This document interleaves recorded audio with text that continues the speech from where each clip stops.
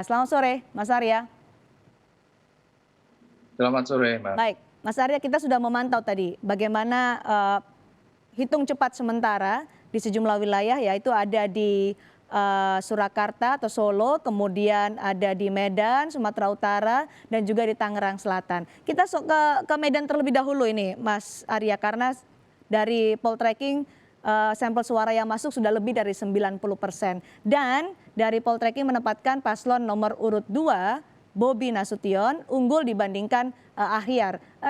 Ini apakah angka ini akan berubah, Mas, mengingat sampel suara yang masuk sudah lebih dari 90%? Akankah berubah angkanya? Ya, kalau menggunakan teori probabilitas ya, karena kita sampling terhadap karakteristik dan menggunakan proporsi yang proporsional berdasarkan persentase pemilih di seluruh kecamatan yang ada sekitar 21 kecamatan di Medan. Angka yang masuk di kami hampir seluruh kecamatan itu secara proporsional sudah masuk ya, rata-rata sudah di atas 80-90%, di atas 90% bahkan sudah ada yang selesai dari sampel TPS per kecamatan.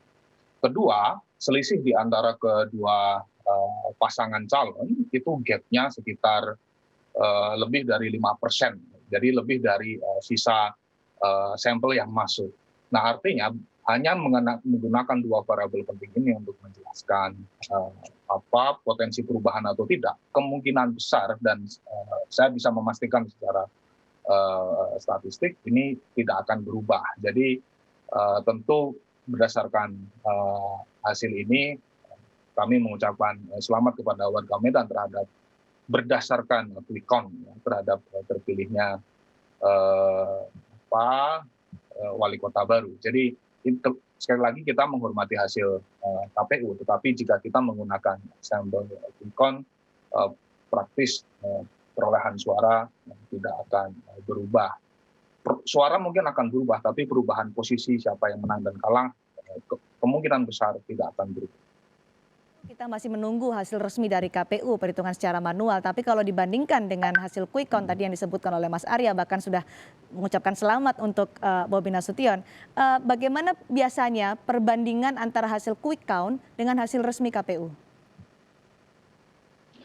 Ya, kalau kita menggunakan pengalaman misalnya poltreking quick count beberapa kali ya, sejak 2014 misalnya, itu selisihnya rata-rata hanya 1 bahkan 0, sekian persen. Kenapa? Karena sampel dari TPS yang kita ambil itu mewakili satu set populasi di TPS itu. Nah, itu yang kemudian menjelaskan margin of error dalam quick count itu tidak setinggi survei, karena survei kita mewawancara orang.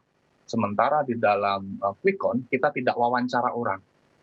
Sehingga yang data yang dimunculkan di media, misalnya di Kompas, itu adalah data hasil pilihan orang, bukan persepsi dan wawancara orang. Jadi itu yang kemudian menjelaskan presisi. Di sisi lain soal teori sampling tadi, kita tidak sedang mengambil sampel di satu titik kecamatan yang gemuk, kemudian di daerah lain tidak, dan seterusnya tidak.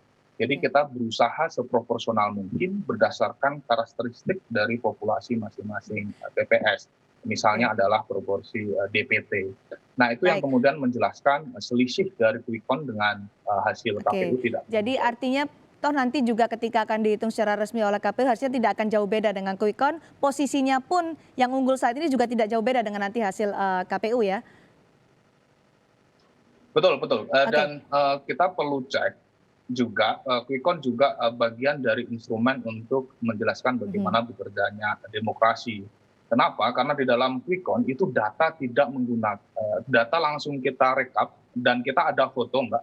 Jadi setiap data yang masuk itu kita verifikasi dengan C1 dan kode penghitungan suara. Tidak melalui skema hierarkis ya, dari PPS ke KPPS dan kemudian masuk misalnya kalau di provinsi. Jadi itu yang kemudian menjelaskan quick count pada satu sisi mempunyai presisi yang juga nanti bagus dibandingkan kita akan bahas lagi di wilayah lain ya, Mas Arya. Tetap bersama kami di Suara Unggul Kompas TV.